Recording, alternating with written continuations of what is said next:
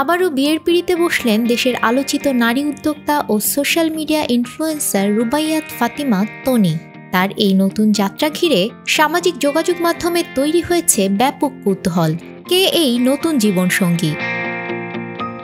তনির স্বামীর নাম মোহাম্মদ সিদ্দিক, পেশায় একজন ব্যবসায়ী।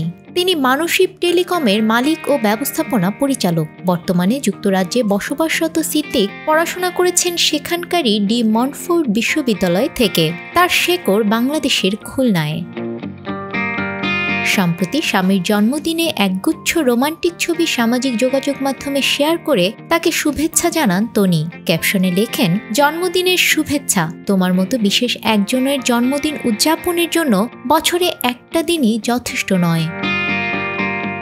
অন্যদিকে সিদ্দিকও নিজের ভেরিফাইড ফেসবুক পেজে তনির সঙ্গে ছবি শেয়ার করে লেখেন, আরও একটি বছর পেরিয়ে গেল, কিন্তু মনটা এখনও তরুণ। আমার জন্মদিনকে বিশেষ করে তোলার জন্য আমার প্রিয় স্ত্রীকে অসংখ্য ধন্যবাদ। তোমায় অনেক ভালোবাসি। তনির ব্যক্তিগত জীবন নানা চড়াই উতরাইয়ের মধ্য দিয়ে গেছে। তার দ্বিতীয় স্বামী ব্যবসায়ী শাহাদাত হোসাইন 15 জানুয়ারি ব্যাংককে চিকিৎসাধীন অবস্থায় মারা যান। শাহাদাতের সঙ্গে বয়সের পার্থক্য নিয়ে তনিকে সামাজিক মাধ্যমে ব্যাপক সমালোচনার মুখে পড়তে হয়েছিল। তবে ভালোবাসার টানে সেই সম্পর্ককে মজবুত করে তুলেছিলেন তিনি।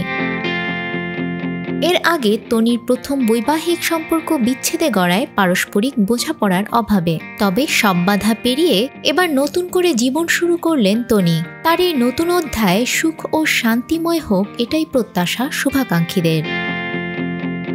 নিউজ ডেস্ক, আমাদের সময়।